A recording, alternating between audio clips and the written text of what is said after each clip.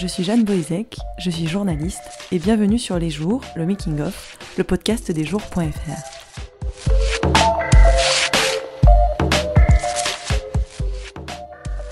Le 10 décembre dernier, l'entreprise de lait infantile Lactalis lance une alerte sanitaire après le signalement de plusieurs cas de bébés atteints de salmonellose, une maladie qui provoque des fièvres et des douleurs abdominales. Quelques semaines plus tard, 12 millions de boîtes de lait sont rappelées. On reproche à Lactalis son manque de transparence sur les contrôles sanitaires. Ce n'est pas la première fois qu'on l'attaque sur son opacité. Nicolas Cory, journaliste au Jour, a lui aussi enquêté sur l'entreprise. Bonjour Nicolas Cory. Cette semaine, tu publiais sur Les Jours un article sur Lactalis. Le groupe laitier français a économisé des millions d'euros grâce à des montages dans des paradis fiscaux. Comment as-tu procédé pour trouver cette info ? J'ai en fait travaillé il y a quelques années sur un ouvrage sur les industriels du lait, parmi lesquels il y avait Lactalis.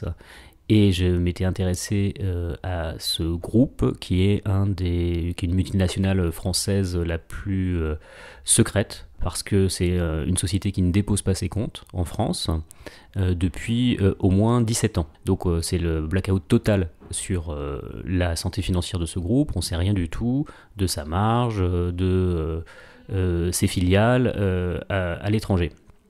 Et donc j'ai fait une recherche sur les filiales à l'étranger en partant des principaux pays limitrophes de la France. Et je suis tombé notamment sur des sociétés qui avaient été enregistrées au Luxembourg.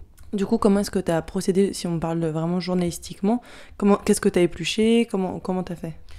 Ma méthode, c'est de d'éplucher les comptes d'une société quand elle les dépose, en essayant de comparer les années aux autres pour voir les évolutions. Et notamment les principaux agrégats comptables des sociétés, c'est le chiffre d'affaires, le résultat, l'impôt sur le résultat. Quand on est dans un pays, dans un paradis fiscal, c'est ça que je regarde en premier parce que c'est vraiment ça qui est intéressant. Et aussi des fois, les comptes, c'est quelque chose qui peut donner des informations sur l'activité en elle-même. Il y a des notes sur l'activité. Donc des fois, un peu par hasard, on a l'impression, parce que c'est pas quelque chose qui est très surveillé, on va dire.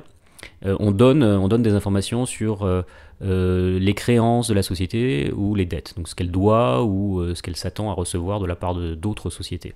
Donc là, j'ai fait cette analyse-là à partir d'une filiale de Lactalis au Luxembourg qui s'appelle EKB International.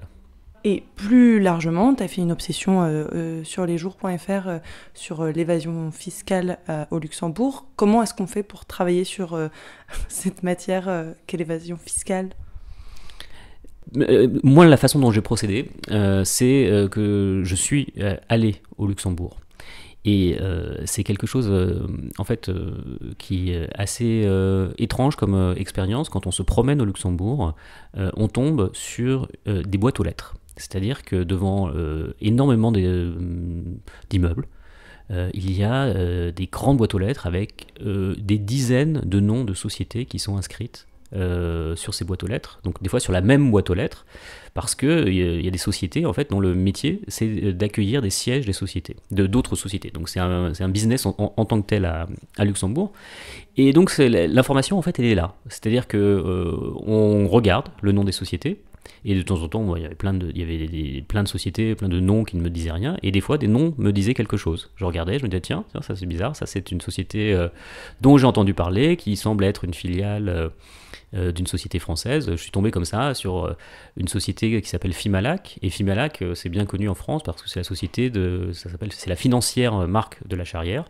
Et donc un milliardaire proche de François Hollande et qui était proche aussi de François Fillon, qui est apparu d'ailleurs dans l'affaire Fillon parce qu'il a été mis en cause pour avoir un peu prêté de l'argent et avoir donné de l'argent à Pénélope Fillon. Et donc là, par exemple, sur cette affaire, sur ce cas-là, sur Fimalac, je suis parti de là pour ensuite aller chercher les comptes qui avaient été déposés au Luxembourg, et ensuite je suis allé interroger Marc de la Charrière personnellement pour savoir pourquoi il avait créé une société au Luxembourg, et ça m'a permis là de découvrir que en fait il voulait préparer sa succession et que il voulait, même s'il ne me l'a pas avoué, éviter les désagréments du fisc français au moment de sa succession, on va dire. Voilà, donc ça c'est une façon de faire qui donne beaucoup de résultats en fait. Est-ce que tu as des techniques d'écriture ou quand tu écris ensuite sur une longue enquête pour essayer de rendre intelligible cette matière qui est quand même assez ardue. L'évasion fiscale, c'est effectivement quelque chose de complexe, et ce qui est d'autant plus complexe, c'est que les entreprises ou les riches fortunes qui sont présentes dans les paradis fiscaux ne le clament pas sur les toits, et vis-à-vis aussi de leur propre fisc, elles essayent de mettre en place des schémas compliqués. Donc par définition, il faut savoir que c'est compliqué. On ne peut pas simplifier à outrance, il faut quand même essayer d'expliquer le minimum comment fonctionnent ces schémas-là.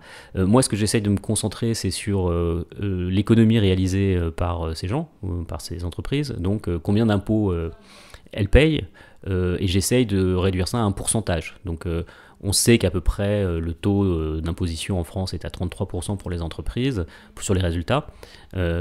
Si j'arrive à montrer que le taux d'imposition d'une entreprise au Luxembourg est à 5%, je crois qu'on voit assez vite les effets d'un schéma qui est complexe et qui le restera de toute façon, mais au moins on voit que la perte pour le fisc français. Vous pouvez retrouver l'article de Nicolas Cory, Lactalis fait son beurre au Luxembourg, sur Les Jours, dans la série La Grande Évasion. Pour les réseaux sociaux, c'est lesjours.fr sur Instagram, Facebook et Twitter. Et je vous dis à la semaine prochaine.